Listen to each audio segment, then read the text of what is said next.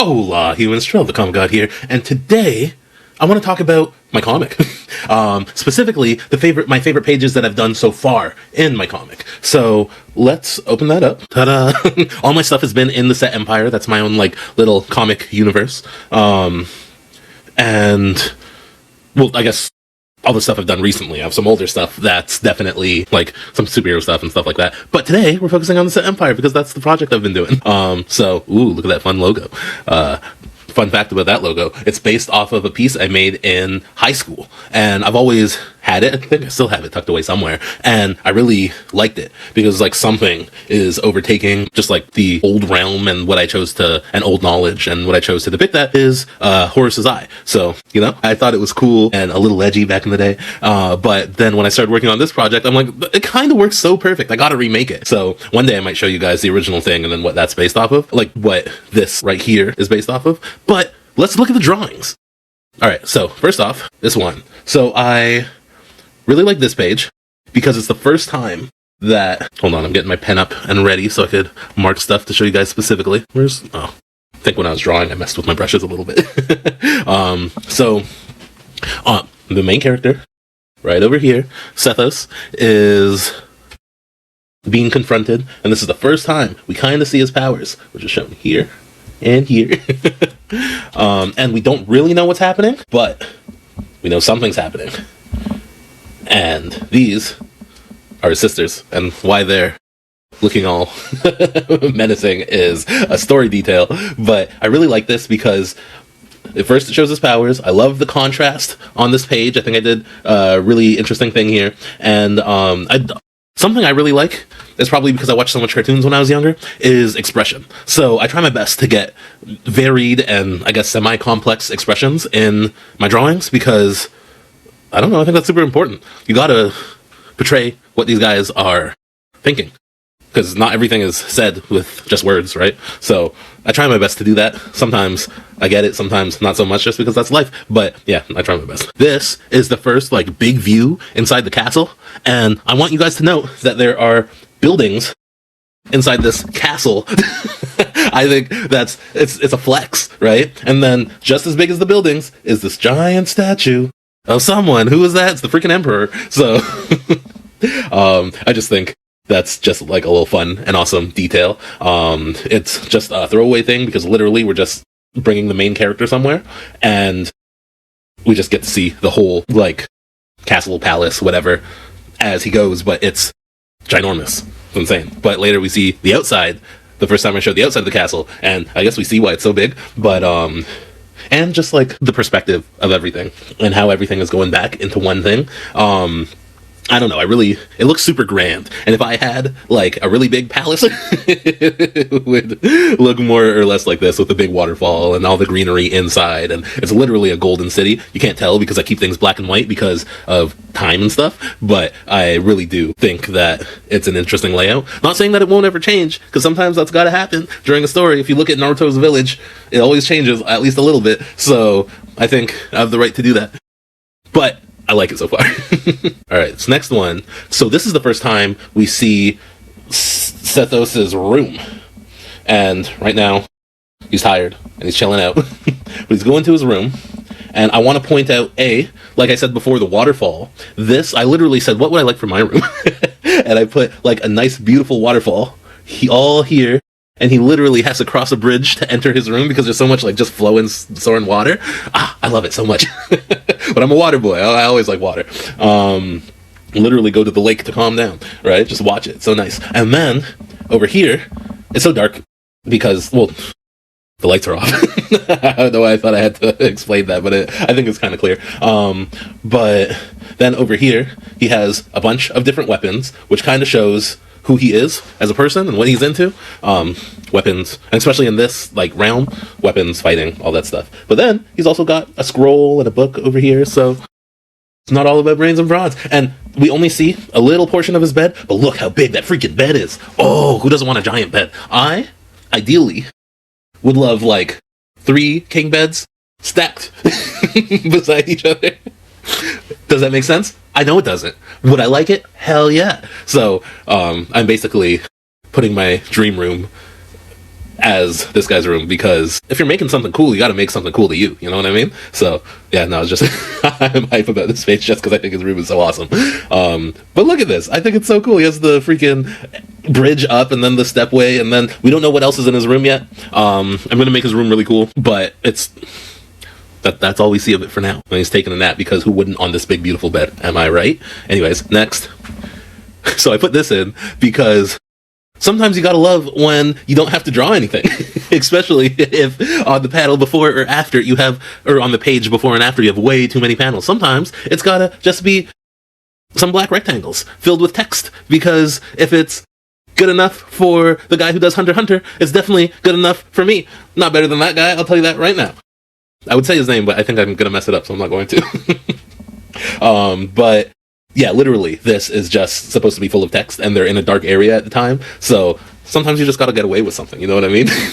I think that's what comics is about, just finding hacks to make awesome story work. So sometimes if the hack is, I'm just gonna make this page black, you gotta do what you gotta do.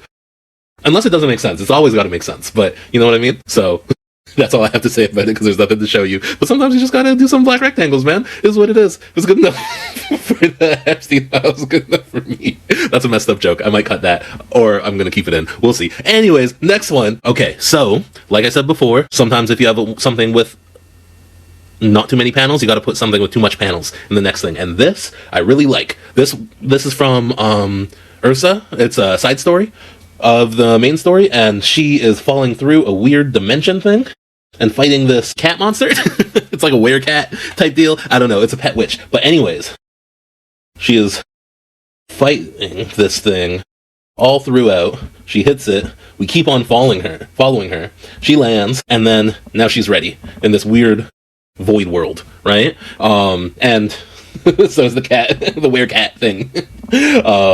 And I really like this just because it's more creative than I usually do. I usually have a really simple layout, and I love when I read a comic and someone does something super creative with the panels. And every now and again, I'd like to try to do something awesome with the panels, because, well, why wouldn't I? I want my reader to kind of be like, they got to follow the good story, but every now and again, you want them to go, oh, wow, that's cool. So every now and again, I strive to try to do that, because I want people to enjoy my work. And artistically, I want to challenge myself to do something fun and awesome. So, yeah. Falling through the world of a void. Why not make that cool? Alright, next. So, I love this because it's just so basic. My character's mad about something. So, he has a punching bag that's obviously heavily reinforced, right? It's got a chain. It's connected to metal bolts, and you can see the fabric, so it's like spun thick, you know? And he's able to punch it hard enough to make it explode against the wall. So that's a strong boy right there. So I absolutely love that. Just because, and it's mid-explosion on the wall. It hasn't, like, all the sand and whatever's supposed to be in it still coming out. And he's looking away brooding. I don't know. Something about that's just very, like, 2000 angst that I love. And then he's just thinking. Thinking about how mad he is. That he punched and destroyed his last heavy bag. So, yeah, nothing more to say than that. I just really like the vibe here. It's just, I think it's a form of good storytelling. It's nice and quick. You don't even really need to know what happened before or after this. It just kind of tells everything on one page, and that's awesome. So this is because you can see through the eyes, as it's little baby Sethos right now. He's on top of the pyramid that they live in, like the castle. It's a castle pyramid. You'll see it later. There's a forest on top, which is really cool because it gives me story potential. I don't really know everything that's up there, but it'll take me too long to actually explain everything that's going on, but it always rains over the castle, which means there's a whole rainforest on top of it, and there's a bunch of cool stuff inside because the rain is magical, which makes the trees and stuff have magical properties. So yeah, that's cool. But it shows who Sethos is before we meet him, I guess, and we meet his little brother, and then we kind of see the juxtaposition based off of how he was brought up and how the little brother's brought up, and just this panel, him training with his dad looking really stern, and him looking kind of done with it, but still going anyways, I think is foreshadowing for a lot of the story. But But yeah, this is one of my favorite panels just because we get to see little Sethos. There's one that I like more than this that I would have chose, but it gives away too much story, and I thought maybe I shouldn't do that.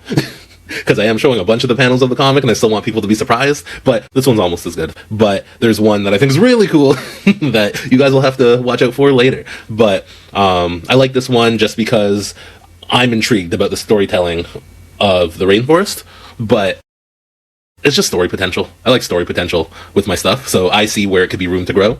But yeah, next. Okay, so over here, you can see this guy saying, it might be a witch. Because in the Ursa short story, the whole time they're wondering what did this. And I think from the beginning, it's obvious that it's a witch. Because, well, I named the thing Ursa Witch Hunter. So they're probably hunting a witch. But they're pontificating the whole time on what is this. And then they finally get to this house. And it's like, what else other than a witch is going to live here? You can see, oops. You can see that there are symbols everywhere, kind of like that movie, I forget what that movie was. It was like one of the first found footage movies, and it's about a witch. I forget what it's called. But anyways, a witch definitely lives here. There's a bunch of symbols made with sticks and twine. It's creepy. Look at all the dead trees and stuff, and on their way here, it's full of nice, lush, like, forest, and then they get here and everything is dead. And it's like, a witch definitely lives here. So, it just looks like a really interesting haunted house.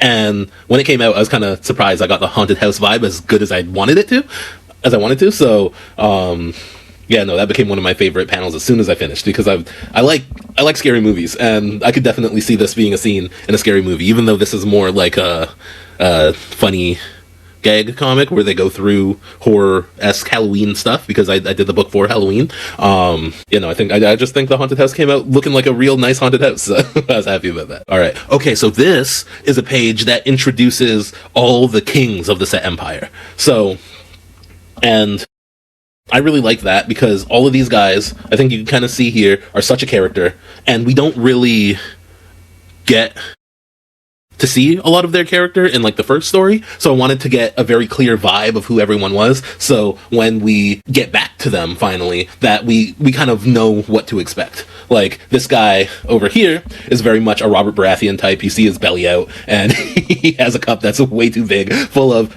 most likely liquor, and then this guy looks angry. He's definitely stern. He's not too happy with him in general. He's also angry. This guy, they're angry for two different reasons, but they both don't like him in particular. And then this guy, not a care in the world. I really want to explore more stories with him because I kind of just made him fun. And he's, specifically him, he's the king of chaos. And I want to explore the culture of the House of Chaos way more, because when your power is the fact that anything could happen, how do you deal with that? I think it's an interesting question. Because there's characters with, like, chaos magic, but then every time it's very controlled. So, yeah, no, it's just, again, more potential for story. When I have a good potential for story, that's when I like it. And this guy, he's sleeping. Everyone else is very much awake, but this guy does not give a care in the world. And I also think that's interesting. And then we have Sethos' father, the Pharaoh, with his two sisters right beside him. And before, I told you they had a little conflict, so there's a little bit of family drama over here. But they called him to discuss something, and this kind of sets off the rest of the storyline. All right, next. This is just a bro working out. and I like it, because he's stressed about something in the story, and he says, you know what? I'm just gonna freaking work out. So, Sometimes I kind of channel that, and this right here specifically I thought was really funny. I did this on purpose because I was channeling my inner Rob Liefeld. And that's a joke if you've ever seen the Captain America drawing, where Rob Liefeld drew Captain America just like super buff, and he's like this wide, and I think it's iconic, honestly. People make fun of it, but I think it's super dope because it's still talked about today, and he drew that probably in the 90s. So I think it's awesome, and I just made a very vague comic book reference over here. But, no, every now and again I'll look at this picture and be like, okay, I gotta get to the gym. I gotta channel my own character. I can't lift quite as much as he is, but I gotta channel my own character and just lift everything.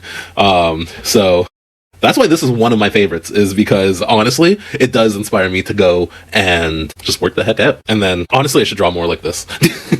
Just more workout drawings so I can be like, heck yeah, freaking I'm going to the gym right now.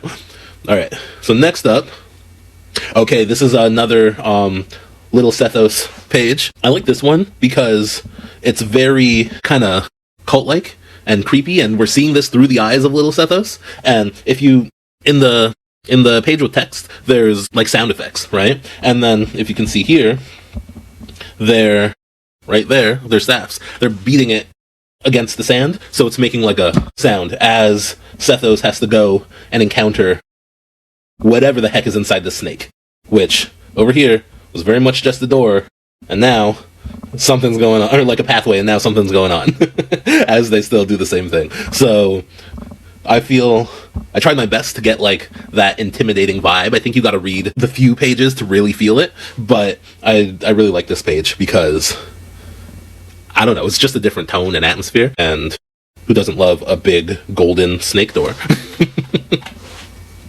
Which I would not have in my house, by the way. The other stuff, when I was imagining what I would love to have in my house and drawing, this is stuff that I'd be like, I'd rather not have that in my house. A giant snake door that leads you to a realm of unknown terror. Let's not. Not saying that's what is actually there, just what it feels like. So this is a view of the Set Kingdom. This is the first drawing I made for my comic of the Set Kingdom specifically, and now I've changed it a little bit over time because, you know, the more you go, the more you have thoughts of more cool and interesting things, but it's always kept the same vibe the whole time. And if we zoom in, we can see that there are little, oh, that's right there, that's Sethos, he's looking up, but we can see that there's tents over here, and then just kind of like shack towns, and just a little above, just like smaller kind of apartments. But then if we go to what's past that gate, there's buildings and churches and high rises. So there's a definite class divide, and I wanted to try my best to get that clear. There's a definite class divide between here, and we can't see it, but there's another class divide here because it's just flatter, longer houses, and there's much less of them because the more you go, the more wealthy you get until you're in here, and that is where all the royalty is, right? Or people connected to royalty. And you see, this is the very earliest version, so it doesn't have the forest I was just raving about a second ago, but I put that in later. But I think I got the right mood here, just with the lightning and the shade and everything. It just has a very specific mood that I would like to see animated one day. I know it's my own thing, so why wouldn't I? But I think that could be very cool. And I got the moodiness right here, so I like that. And then past it, you see over here, there's all these trees in the back. And then over here, it's mountainous. It's just saying it's the scope of this world is bigger than right here, which it is. There's a lot of things in here. And at this point, I think, don't quote me on this, I don't know for sure, but at some point for sure. But I think I was going to put werewolves and vampires in this universe. They're not, as far as we know them now, versions of that, sure. But I was going to put all the werewolves here in the forest, and all the vampires in the mountain, and that was going to be, and then you kind of had the Set Kingdom in the divide, like in between, where they had to kind of keep the peace between the two. Because they're so much stronger, but they had to just make sure for sure that there's peace. But then I scrapped that because it's a ancient Egyptian world. Everything should be founded from ancient Egyptian mythology, because I think that just makes so much more solid world building. So I nixed that. But the world's still giant. Hey, again, I'll show you guys the map. Oh, it's upside down. I'll show you guys the map. There's a lot of different stuff here, right? Mountains, desert, greenery, all the beauty of the kingdom in and of itself. And look how big that kingdom is, right? So I had to fit all that in one image and still make this feel really grand, like the main palace feel really grand. But really, if you look at this, it's a super big territory, right? And all this wall right here is the same as this wall right here. So I had to smush a lot of stuff in to... Put that back. I had to smush a lot of stuff in to just get this image right, you know? But it's one of my favorites because I drew it first, and the first time I sketched this, I was so hype about it because it's an overturned pyramid, and I just thought the imagery was cool. And then to bring back this image, where I did the kind of corruption of old knowledge, and then it's an upside down triangle, which means the same upside down pyramid. I thought it's an allegory? No, not quite. I don't know. I thought the imagery worked perfectly. So that's part of the reason where I'm kind of like proud of this, is just because it vibed so hard without actually saying anything. Someone could guess, okay, something's a little wrong over here. That's not really supposed to be how things are. And then, last but not least, I just have a really cool fight panel. She's fighting this giant pumpkin. It's her and her team, and then she goes super for just a second, and then you can see her team was pinned down, or one of her members of her team was pinned down because of this monster. And then I just like how I follow everything up with her axes, and then I still it, and then I really like the motion on this page. And something I strive to do, especially for fight scenes, is to really get motion in there, because I think that's important. Because sometimes it's hard to convey motion through still images, because it's a still image and nothing's actually moving. So I think it's a real art to be able to do that well. So I'm always striving to make sure that there's motion and energy going through. Motion, energy, while still making it clear. Because every now and again I'll see a comic where a lot is going on, but like what's actually going on? And obviously I don't want that to be the case in my stories. But yeah, I believe that's all the pages. Yep, that's all the pages that I picked. I really had fun going through these, just because some of them I drew like a while ago, and some of them I drew more recently. I think the probably earliest one I drew was like 3 years ago, which I've been working very slowly on this comic. But I have 95 pages drawn. I have about 94 to 96 pages done. And I want to have about, I think, give or take 115 before I actually start putting it in my book. Writing the new script is redoing the dialogue. But yeah, I want to have about 115, and then that's going to be my first volume. And I'm going to be so happy to get that out, because I've been working on this on and off for a long time. So let me know if you guys had a favorite page. Let me know if you guys want to see anything else as far as pages or art or my process. If you want to see anything, let me know in the comments. And yeah, I'm really excited to keep on going with this. I'm really excited to show you guys. So I hope you enjoyed me going through my favorite pages of my comic that I've made so far. And I hope everyone has a lovely day. Peace out. Like and subscribe and stuff. You do that, please, and thank you. All right, see you. Have a wonderful day, people. Peace.